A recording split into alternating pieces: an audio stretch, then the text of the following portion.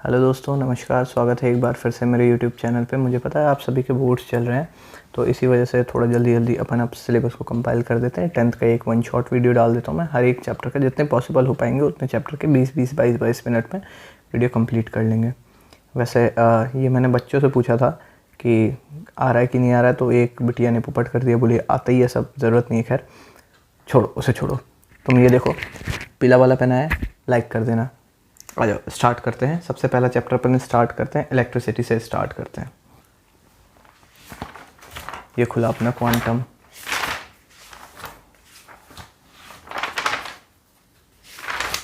चलो, ये एक एनसीईआरटी की जुगाड़ की है अपन ने। चैप्टर है सबसे पहला जो अपन स्टार्ट कर रहे हैं फिजिक्स का, वो है इलेक्ट्रिसिटी से। देखते हैं इलेक्ट्रिक करंट। पहला टॉपिक है आपका क्या? Electric current. तो बेसिकली इलेक्ट्रिक करंट होता क्या है कि जो पहली चीज़ तो इसे आई से डिनोट करते हैं, और आपका जो चार्ज है वो कितने टाइम में फ्लो हो रहा है। ऑब्वियस सी बात है, करंट आप बचपन से सुनते हुए आ रहे हो कि वाटर करंट, एयर करंट। ये 8th-7th क्लास की ज्योग्राफी में पढ़ते थे कि पानी बह रहा है तो उसे कहते थे वाटर करंट। वाटर करंट है तो अब वो मेजर कैसे करेंगे, वो तो बहता ही रहेगा, तो एक पर्टिकुलर टाइम में मेजर करेंगे। इस वजह से यहाँ पे मैंने टाइम लिख दिया। मैंने क्या लिखा है, मतलब जो है वो है, मतलब चार्ज अपॉन टाइम। यहाँ से यूनिट क्या आ गई, चार्ज की होती है कूलम, टाइम की होती है सेकंड। तो पहली यूनिट आ गई क्या, कूलम पर सेकंड। एक और यूनिट होती है एम्पियर। ठीक है, ये ऐसा यूनिट है क्या, कूलम पर सेकंड और एम्पियर। ये एक स्केलर क्वांटिटी है। असल में तो स्केलर भी नहीं होती है, असल में टेंसर होती है, लेकिन उसका अपन को भी कोई यूज़ नहीं है। वेक्टर और स्केलर ये 9th क्लास में आप पढ़ चुके हो, तो ये असल में एक स्केलर क्वांटिटी है। ठीक है, इसके बाद आगे अपन लोग पढ़ते हैं डेफिनेशन आ जाए किसी भी ऐसे। अभी चलो डेफिनेशन मैं अभी बताता हूँ कैसे करते हैं। देखो, पहला फॉर्मूला आपका क्लियर हो गया, I=Q/T। ठीक, अब देखो जरा ध्यान से समझना, डेफिनेशन इसमें पूछ ली जाती है कि एक एम्पियर को डिफाइन करो। देखो वीडियो पूरा देखोगे तो तुम्हें बीच बीच में ऐसा मिल जाएगा कि किस तरह के क्वेश्चंस पूछे जाते हैं। ठीक है, तो बिना स्किप किए देखना। एक एम्पियर ऐसा पूछ देते हैं कि डिफाइन करो एक एम्पियर क्या होता है। तो बेसिक सी टेक्निक, निंजा टेक्निक ये है कि पूरी फिजिक्स में किसी भी यूनिट का मतलब एक यूनिट पूछ लिया जाए कि ऐसे डिफाइन करो, तो उसे डिफाइन करने का सबसे आसान तरीका है कि उसके फॉर्मूले में बाकी चीज़ों को 1-1 रख दो। ठीक है, जैसे यहाँ पे चार्ज है, ये भी 1 हो जाएगा और टाइम भी 1 हो जाएगा, तो ऑटोमेटिकली ये आई जो है आपका 1 एम्पियर आ जाएगा। तो क्या बोलोगे इसे कि जब 1 कूलम चार्ज 1 सेकंड में फ्लो होता है किसी सर्किट से, तो उसमें जो भी करंट होता है वो कितना होता है, 1 एम्पियर। यही यहाँ पे डेफिनेशन लिखी हुई है। दूसरी चीज़ ध्यान देने वाली कि करंट हमेशा पॉजिटिव टर्मिनल से नेगेटिव टर्मिनल की ओर फ्लो करता है। किसमें? डीसी सप्लाई में। ठीक है, एसी में तो उसकी कोई डायरेक्शन ही नहीं होती, इधर से आता है, इधर से आता है, इधर से आता है, इधर से आता है, ऐसे करता रहता है। बहरहाल इतना आ गया, तो ये न्यूमेरिकल अपना बन जाएगा। देखो इसी में ही दिखा देता हूँ मैं। बोला गया है कि करंट है 0.5 एम्पियर का। करंट आई की वैल्यू दे दी है कितनी है, 0.5 एम्पियर। फिर इसके बाद तुम्हें टाइम दे दिया गया है कितना, 10 मिनट। अच्छा, मिनट तो ऐसा यूनिट होती नहीं है, तो मिनट को सेकंड में कन्वर्ट कर दिया। देखो 60 से मल्टीप्लाई करके 600 सेकंड। और I=Q/T, तो Q=I×T हो जाएगा। सिंपल है, ये निकाल दिया तुमने। यहाँ पे भाई डिफाइन पूछा गया है यूनिट ऑफ करंट एम्पियर। ठीक है, इलेक्ट्रिक करंट का क्या मतलब होता है, कैलकुलेट नंबर ऑफ इलेक्ट्रॉन। हाँ जी, ये बड़ी, अरे यहाँ गलत लिखा है। देखो, calculate the number of electrons constituting 1 coulomb of charge. Charge कितना दिया है, 1 कूलम। क्यू की वैल्यू है 1 कूलम। ठीक है, अब इसमें नंबर ऑफ इलेक्ट्रॉन निकालने हैं 1 कूलम चार्ज में, तो Q=Ne होता है। एक सिंपल सा क्वांटाइजेशन का फंडा होता है चार्ज का कि Q=Ne। जैसे सिंपल सी बात है यार, अगर तुम्हारे पास 50 ग्राम चिप्स हैं और एक पैकेट में 5 ग्राम आ रहा है, तो कितने पैकेट लेंगे, 10 इंटू 5 ग्राम पैकेट, टोटल 50 ग्राम पैकेट हो गया। ठीक है, सारे पैकेट्स का वेट 50 ग्राम आ गया। तो ये क्वांटाइजेशन के टेक्निक से ये निकल गया। फिर आगे बढ़ो, इलेक्ट्रिक पोटेंशियल। ऐसा समझो तुम अपनी मौसी के घर से यहाँ तक, तुम्हारे पास तक एक चार्ज को लाए हम। ठीक है, मौसी का घर है बहुत दूर, इन्फिनिटी पे, मान लो मंगल ग्रह पे रहती हैं। ठीक है, तो वहाँ से अपन लोग तुम्हारे पास लाएँ चार्ज को। उस पूरे दरमियान कुछ वर्क हुआ होगा, उसी वर्क को अपन लोग कहते हैं पोटेंशियल। ठीक है, अब पोटेंशियल डिफरेंस क्या है, दो पोटेंशियल के बीच का अगर तुम डिफरेंस निकालोगे उसी को पोटेंशियल डिफरेंस कहते हैं। यानी कि ये वो वर्क होगा जो एक पॉइंट से दूसरे पॉइंट तक चार्ज को ले जाने में वर्क हुआ होगा। यानी कि अब तुम्हारे घर तक तो आ चुका है चार्ज, तो वहाँ का पोटेंशियल मान लो V है। अब तुम्हारे घर से उठा के तुम्हारे घर पे रेड पड़ी, तो हमने पड़ोसियों के घर पे छुपा दिया, वहाँ का पोटेंशियल V भी था, तो कैसे निकालोगे, V माइनस वी है, सिंपल, इन दोनों का डिफरेंस निकाल दो, ठीक है। तो डिफाइन क्या करोगे, work done in bringing in taking a point charge from a single point to another point is the potential difference, whereas potential is defined as work done in bringing a point charge from infinity to a point. अब समझो जरा इसका formula कैसे है, रटने की ज़रूरत नहीं है, ध्यान से समझो। क्या था ये, वर्क डन था, और कितने चार्ज का, एक चार्ज का। समझो 100 ईंटें ले जा रहे हैं 2 लेबर, तो एक लेबर कितनी ईंट ले जाएगी, 50, ऐसे डिवाइड करके निकालोगे। तो देखो 100 जूल वर्क हो रहा है 2 कूलम चार्ज पे, तो 1 कूलम चार्ज पे कितना वर्क होगा, वो ऐसे डिवाइड करके ही निकालोगे। वही तो होता है तुम्हारा पोटेंशियल डिफरेंस। बताओ यहाँ तक कोई दिक्कत नहीं होनी चाहिए। वी की जो यूनिट होती है क्या होती है, ऐसा यूनिट होती है वोल्ट, ठीक है। और डब्ल्यू मतलब वर्क की यूनिट होती है जूल, क्यू मतलब चार्ज की यूनिट होती है कूलम। तो यहाँ से 2 यूनिट निकल आई, एक तो वोल्ट और वोल्ट जो है एलेजेंड्रो वोल्टा के नाम पर रखी गई है, और जो W/Q है ये है अपना जूल पर कूलम। एक चीज़ और ध्यान रखना, इसे मेजर करते हैं वोल्ट मीटर से, ठीक है, और इसे मेजर करते हैं करंट को एम मीटर से। एम मीटर को हमेशा अपन लोग कैसे लगाते हैं, सीरीज़ में। कैसे, सीरीज़ में, क्योंकि पूरे के पूरे सर्किट में करंट सेम होता है, तो चाहे इधर लगा दो, चाहे इधर लगा दो, चाहे इधर लगा दो, कहीं भी लगा दो, करंट तुम्हें सेम मिलने वाला है। लेकिन वोल्ट मीटर के केस में ऐसा नहीं है। देखो इस बल्ब का अलग होगा पोटेंशियल डिफरेंस, इस लाइट का अलग होगा, ठीक है, मतलब जितने भी हैं, इस पंखे का अलग होगा, तो सबका पोटेंशियल डिफरेंस अलग अलग है।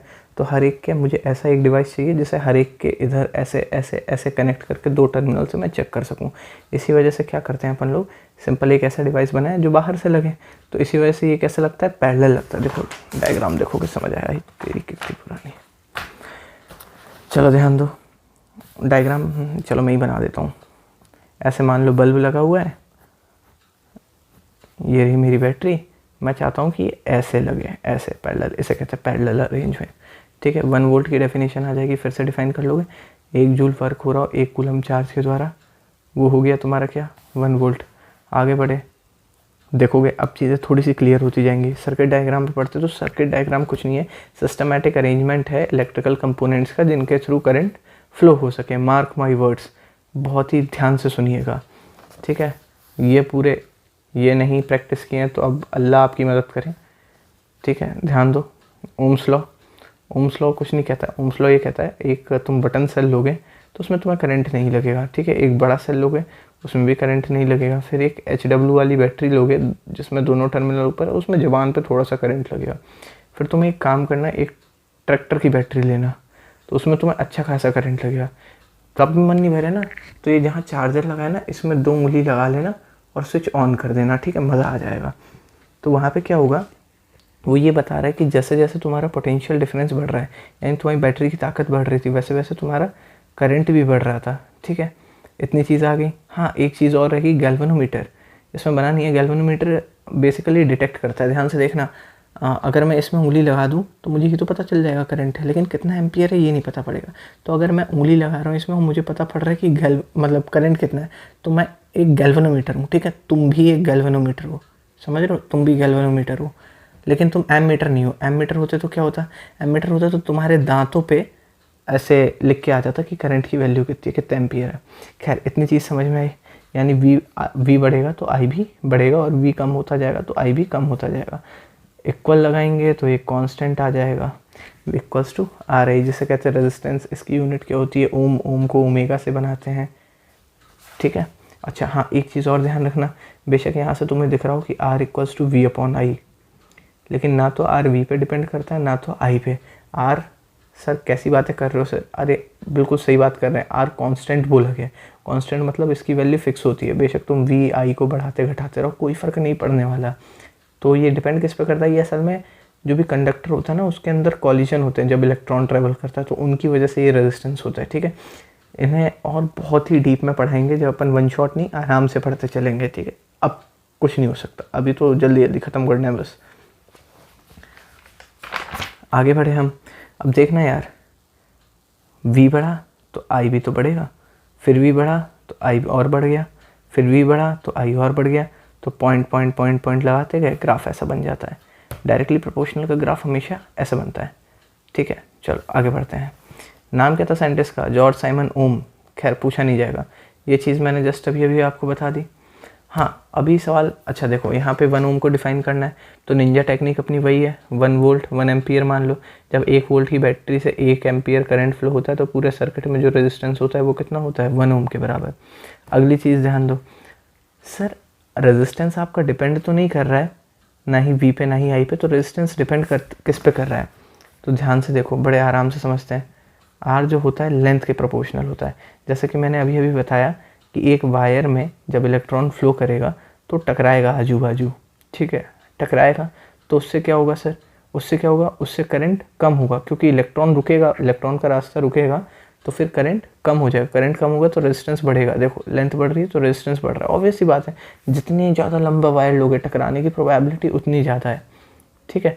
तो अपन को क्या करना है, लेंथ कम रखनी है तो रेजिस्टेंस कम होगी, लेंथ ज़्यादा रखोगे तो रेजिस्टेंस ज़्यादा होगी। अगली चीज़ ध्यान रखनी है कि ये जो है इन्वर्सली प्रोपोर्शनल है एरिया के। सर यहाँ पे भी लॉजिक बताओ, कुछ याद कैसे रहे। सिंपल सी चीज़ है कि जो करंट होता है वो अंदर फ्लो नहीं करता है, वो सरफेस पे फ्लो करता है वायर के, ठीक है, मतलब इलेक्ट्रॉन, सॉरी सरफेस फिनोमिना है ये।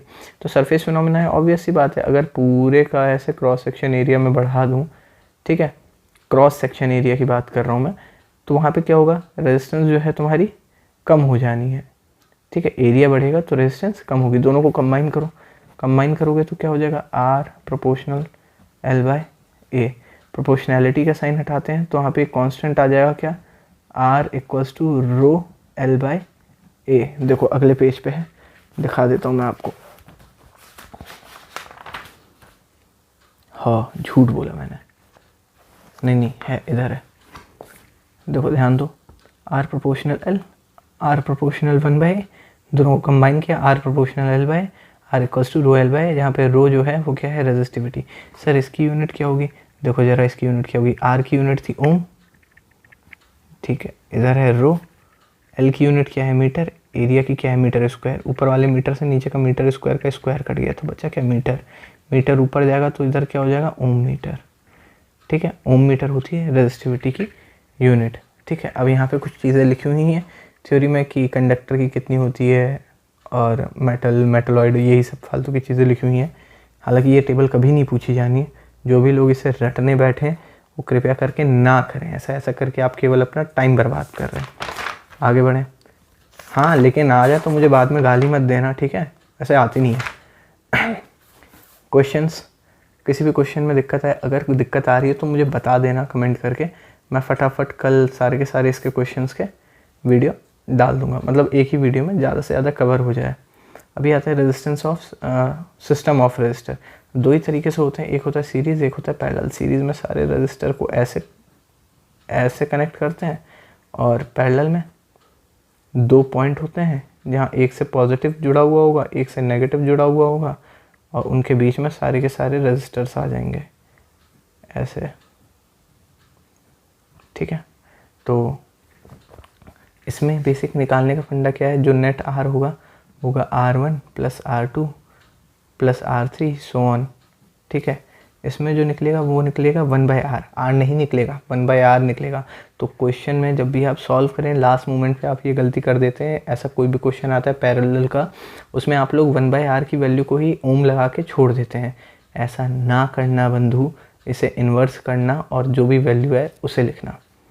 चलो ध्यान दो, 1/r1 plus 1/r2 plus 1/r3 and so on. चलो आगे बढ़ें, ये रहे दोनों के दोनों सर्किट्स। यहाँ पे देखो वोल्ट मीटर कैसे लगा है, पैरेलल में। हाँ, हमेशा याद रखना वोल्ट मीटर कैसे लगता है, पैरेलल में। यहाँ पे भी देखो पैरेलल में, यहाँ पे एम मीटर सीरीज़ में लगा है, यहाँ पर भी एम मीटर सीरीज़ में लगा है। देखो करंट के फ्लो होने के डायरेक्शन देखो, पॉजिटिव से नेगेटिव, देखो इधर से ऐसे आ रही है करंट। आगे बढ़े, देखो रेजिस्टेंस इन सीरीज़ दे दिया है, ऐसे देखो रेजिस्टेंस लगे, और जैसे कि मैंने अभी बताया था वोल्ट मीटर हमने हर एक के लिए अलग अलग लगाया था। कहाँ गई, दादी के ऊपर है, ये इधर लगाया था मैंने, पंखे पर भी लगाया था वोल्ट मीटर अलग से, ठीक है। तो यहाँ पर भी तीनों पे वोल्ट मीटर अलग अलग लगाया ताकि सबके अलग अलग पोटेंशियल डिफरेंस अपन को पता पड़ पाए। तो एक चीज़ तो क्लियर हो गई, हर रेजिस्टेंस की अलग अलग पोटेंशियल डिफरेंस है। लेकिन यदि आपको याद हो तो मैंने पिछले जन्म में आपसे ये कहा था कि करंट पूरे के पूरे सर्किट से सेम रहता है, तो जिधर इतना आई है उधर भी इतना ही होगा करंट। तो यानी सब रेजिस्टेंस से करंट बराबर है, ठीक। करंट बराबर है तो याद रखना डेरिवेशन में इस फॉर्मूले में करंट ही काटोगे, LHS और RHS में वही बराबर आने वाला है। चलो देखें ज़रा, मैं कर ही देता हूँ यार, देखो ध्यान से देखना है।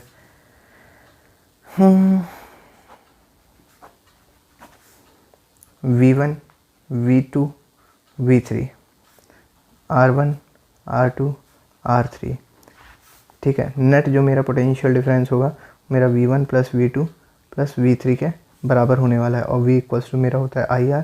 यहाँ पे I तो सबके लिए सेम है, लेकिन R1 हो जाएगा, R2 हो जाएगा, R3 हो जाएगा, ठीक है। I तीनों में से कॉमन ले लिया, I R1 plus R2 plus R3 IR, I से I कट गया, देखो R equals to R1 plus R2 plus R3 आ गया। ऐसे ही दूसरा वाला भी देख लो, बड़ी सिंपल। देखो इसमें ज्ञान पूरा का पूरा आपको भरना है पेपर में, ठीक है। हालांकि ये 3 लाइन की चीज़ है, लेकिन इसमें आपको ऐसा दिखाना है, ओ मैया देखो मैंने क्या क्या किया। आगे बढ़ो,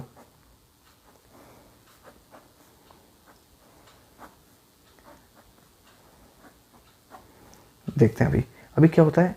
इधर जो भी पोटेंशियल होगा, पोटेंशियल से मतलब पोटेंशियल डिफरेंस है, ठीक है। ध्यान से देखना यार, दो टर्मिनल के बीच में जो पोटेंशियल डिफरेंस रहता है वो सेम रहता है, यानी कि इसका जो भी पोटेंशियल डिफरेंस होगा वही इसका होने वाला है, वही इसका होने वाला है। लॉजिकल अप्रोच है, ठीक है। आगे ध्यान दो, करंट, लेकिन सर यहाँ पे अगर I आया है तो यहाँ पे I1 जाएगा, I2 जाएगा, I3 जाएगा, बट जाएगा ना 3 अलग अलग रास्तों से, जाना तो उसे तीनों से ही है, और रेजिस्टेंस भी तीनों अलग अलग है। अब ज़रा अगर तुम ध्यान दो तो V तीनों में सेम है, तो इस क्वेश्चन में क्या कटेगा, इस क्वेश्चन में कटेगा V, और यहाँ पे क्या होगा, I बट रहा है, तो नेट जो मेरा I है वो होगा I1 plus I2 plus I3। जब आप बड़े बच्चे हो जाओगे ना मेरे जितने, तब आप पढ़ोगे किरचॉफ रूल, तो आपको पता पड़ेगा ये असल में ये मैंने लिखा कैसे। अभी आपकी बुक में भी नहीं बताया गया, अभी के लिए केवल इतना जान लो, करंट आया 3 रास्तों पे बट गया, वो है I1 I2 I3 के बराबर, ठीक है, सम के बराबर। तो I क्या होता है, V बाई आर। यहाँ पे क्या हो जाएगा, V तो सेम है सबके लिए, तो V by R1 plus V by R2 plus V by R3। V से V सारे के सारे कॉमन निकाल के इधर से इधर का उड़ा दूंगा, तो मैं वही फॉर्मूला आ जाना है मेरा, 1 by R 1 by R1 1 by R2 IR plus 1 by R3, ठीक है। तो ये मेरे दोनों के दोनों फॉर्मूले आ गए। इसके बाद वही न्यूमेरिकल में दिक्कत है, बेझिझक गंदी शक्ल लग गई, बेझिझक फ़ोन लगा देना, ठीक है। नंबर मैं डाल दूंगा, रात में मत लगाना। चलो आगे बढ़ते हैं। रेजिस्टेंस इन पैरेलल ये मैंने बता दिया, ये भी बता दिया है। ये न्यूमेरिकल है यार, सेम है। देखो अभी ज़रा इनके न्यूमेरिकल कैसे करते हैं। यहाँ पे ज़रा एक सर्किट बना हुआ है, देखो ये दोनों किस में है, पैरेलल में, तो इन दोनों को सॉल्व कर दूंगा तो एक रेजिस्टेंस आ जाएगी मेरी। अच्छा ये तीनों किस में है, पैरेलल में, इन तीनों को अलग से निकालूंगा तो एक रेजिस्टेंस इधर आ जाएगी। तो मेरा डायग्राम कुछ ऐसा बन जाएगा, यहाँ पे मेरा एमीटर लगा है, ये मेरी बैटरी लगी है, ठीक है। तो अब क्या है, ये दोनों तो सीरीज़ में दिख रहे हैं ना, एक ही वायर पे हैं, देखो पॉजिटिव नेगेटिव से जुड़े हुए हैं डायरेक्ट, तो इन दोनों का सीरीज़ में सॉल्व कर दूंगा, सिंपल। आगे बढ़ते हैं, हीटिंग इफेक्ट पे आते हैं। अरे heat is a form of, बिल्कुल सही, energy. Heat is a form of energy. और एनर्जी को कैसे निकालते हैं, एनर्जी को हमेशा निकालते हैं वर्क से। ध्यान से देखना बंधु, ध्यान से। हीटिंग से पहले ध्यान देना, हीटिंग से पहले देखते हैं पावर इसमें बाद में दिया हुआ है, लेकिन अपन पहले देख रहे हैं, तो चीज़ों को फॉर्मूले देखना, सारे के सारे एक लाइन से याद हो जाएंगे। पावर क्या होता है, रेट ऑफ वर्क डन। देखो तुमने एक काम किया, एक काम मैंने किया, मान लो मैंने वही काम किया 5 मिनट में और तुमने वही काम किया 10 मिनट में, तो ज़्यादा पावरफुल कौन, मैं। ऑब्वियस सी बात है, क्योंकि मैंने कम टाइम में किया है।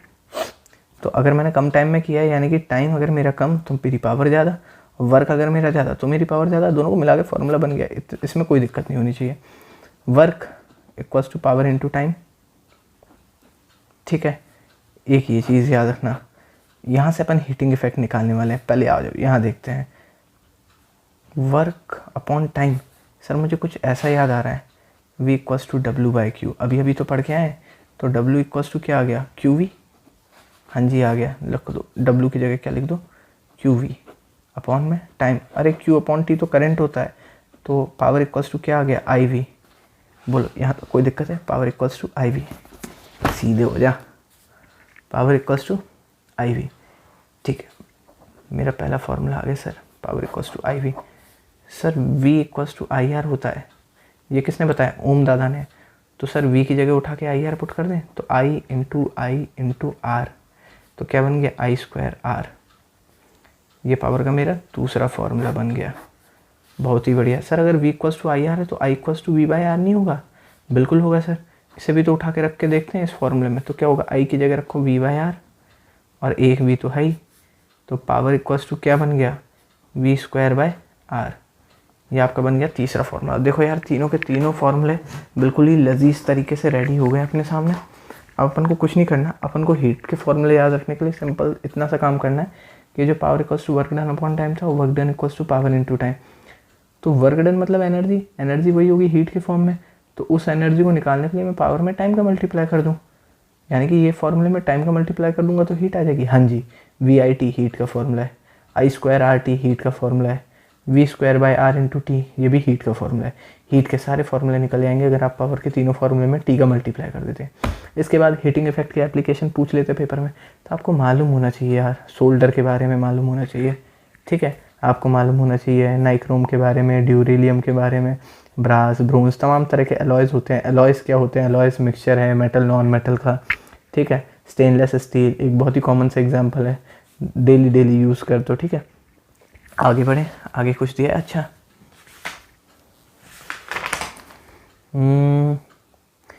प्रैक्टिकल एप्लीकेशन ऑफ, हाँ ये प्रैक्टिकल एप्लीकेशन ही तो है जो अभी मैं ज्ञान दे रहा था आपको कि स्टेनलेस स्टील वगैरह इनके high melting high boiling point होते हैं, इस वजह से इन चीज़ों को यूज़ करते हैं, ठीक है। आगे देखो, पावर मैंने जस्ट अभी बताएं, देख लो मैं झूठ नहीं बोला, सारे के सारे फॉर्मूला दिए हैं, V I V square by R. और देखो यहाँ से भी आप वही, अगर आपको दे दिया जाए कि निकालो तो आप निकाल सकते हो, ठीक है। कि पावर की यूनिट पहले तो मालूम होनी चाहिए, पावर की यूनिट होती है वाट, लगा दूंगा, पावर की यूनिट होती है, ऐसा यूनिट होती है वाट। तो अगर यहाँ पावर के फॉर्मूले में आपको पूछ दिया जाए 1 वाट को डिफाइन करो, देखो यार 1 जूल काम हो रहा होगा जब 1 सेकंड में, तो पावर आपकी कितनी आनी है? 1 वाट, हो गया डिफाइन, ठीक है। आगे देखो, इसमें शायद आपका एक क्वेश्चन लास्ट टॉपिक ये रह गया, हाँ बिल्कुल ख़त्म। लास्ट टॉपिक केवल इतना सा रह गया है कि आपसे पूछ लेते हैं यार बिजली की बिल बता दो, बिजली का बिल बता दो। तो देखो बहुत ही सिंपल सा तरीका है, मान लो 10 वाट का है ट्यूबलाइट जो कि आप हो, ठीक है। 10 वाट की ट्यूबलाइट है और 10 वाट क्या है? ये असल में पावर है। और मान लो दिन में कितनी देर जल रही है? 2 घंटे जल रही है, और 1 महीने जला है जिसमें 30 दिन है, ठीक है। और 5 रुपये यूनिट आता है, ठीक है। वो तो अलग बात है, आप कटिया डाल तो मुझे उससे मतलब नहीं है, लेकिन इधर ध्यान देते हैं। पावर इक्वल्स टू 10 वाट। यार हमेशा जब भी निकालना मीटर की यूनिट, तो उन्हें निकालना किलोवाट आवर में। किसमें? किलोवाट आवर में। आप असल में अपनी एनर्जी का पे करते हो। आप किस चीज़ का पे करते हो? अपनी एनर्जी का, जो भी आप एनर्जी कंज्यूम करते हो। Energy equals to power into time. तो पावर की यूनिट वाट, टाइम की सेकंड, लेकिन हम इसे कमर्शियल यूनिट में यूज़ करते हैं। वाट सेकंड से अगर मीटर चलने लग गया इस यूनिट से, तो मीटर फटाफट घूमेगा, बहुत ही जल्दी घूमेगा, और फटाक से एक दिन में आपको मीटर की सारी रीडिंग आ जाएगी। फिर आप डेली फ़ोन करके बुलाओगे, हेलो बिजली वाले भैया आ जाओ जरा घर में, मीटर को रीसेट कर दो। तो इसी वजह से उसे कमर्शियल यूनिट बनाया गया, ठीक है, एक बड़ी यूनिट बनाया गया। तो पावर की बड़ी यूनिट क्या लोगे? किलोवाट। टाइम की बड़ी यूनिट क्या लोगे? आवर। तो यहाँ पे अपन किस में कैलकुलेट करने वाले अपना आंसर? किलोवाट आवर में। यानी मुझे एनर्जी कैलकुलेट करनी है किस में? किलोवाट आवर में। तो देखो ये वाट में है, किलोवाट में करोगे तो 10/1000, तो 1 किलोवाट हो जाएगा। 0 से 0 गया, 0.01, ये आ गया तुम्हारा किलोवाट। एक गलती कभी मत करना कि ये तुम यूनिट लिखना भूल जाओ, नंबर उड़ जाते हैं। और कितनी देर के लिए चल रही? 2 घंटे। तो ये पावर आई, और इसी में तुम अगर 2 का मल्टीप्लाई कर दो, 0.01 × 2, तो यहाँ तुम्हारा वर्क डन आ जाए, एनर्जी आ जाएगी। एनर्जी कितनी आ गई? 0.02। ये एक दिन की एनर्जी है। तो बंधु तुम 30 दिन में कितनी एनर्जी यूज़ करोगे? 30 का मल्टीप्लाई कर दो, ठीक है। तो अब 30 दिन की तुम्हारी एनर्जी आ गई। अब तुमसे पूछ ले कि पैसे कितने देने, तो जितनी एनर्जी आई है यानी उतनी यूनिट आई है, उसमें उसका पैसों का मल्टीप्लाई कर दो। सर क्या हो अगर ये एक ही बल्ब ना हो, 5-6 हो, तो 5-6 की अलग अलग निकालो एनर्जी, ठीक है। यहाँ तक कैलकुलेट करो सबका अलग अलग टाइम पे होगा, अलग अलग पावर होगी, सबको अलग अलग कैलकुलेट करो, सबको ऐड करो, टोटल यूनिट निकालो, और टोटल यूनिट में तुम्हारे पैसों को मल्टीप्लाई कर दो, ठीक है। चलो, सभी को बेस्ट ऑफ लक है, आराम से देना पेपर, बड़बड़ाना बिल्कुल नहीं, सब बढ़िया होगा, मंगल होगा, मेरा आशीर्वाद है।